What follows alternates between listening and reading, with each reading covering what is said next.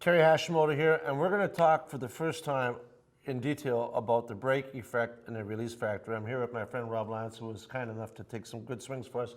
Rob, you did a beautiful job on this. There's a brake effect here, and there's a release factor. So I want to just share with our friends what that is. So when we built the velocity chart, we allowed you to set impact, which is, you need to know where impact is.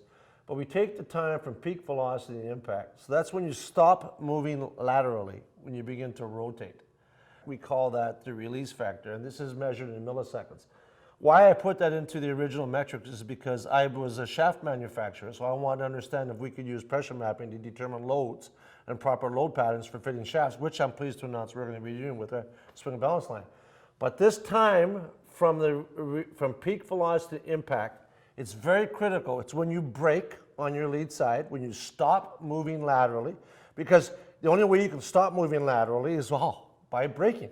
You can't, if you're not braking, you keep on moving laterally and you're not stopping. So you brake on your lead side, typically with your lead toe. You brake and clear. But the time from when you begin to brake to impact, we measure it in milliseconds. And we call that the release factor, and we call this the brake effect. How hard you brake determines the length of time from peak velocity to impact.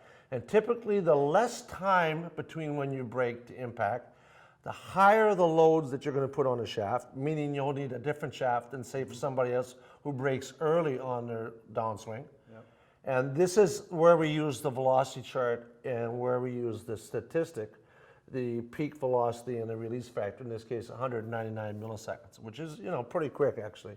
So these are additional feature suites and metrics that we use not only to determine the proper key positions, but potentially what the proper golf shaft and a golfer should use during a golf swing. Terry Hashimoto with the brake effect and release factor.